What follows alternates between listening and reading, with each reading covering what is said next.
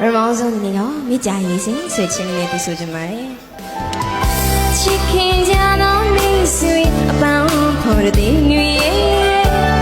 ပန်းလူသာမွေးစားရည်သူနဲ့အစင်ရည်သူဘဝင်းချီနူးလို့ရည်ဆူ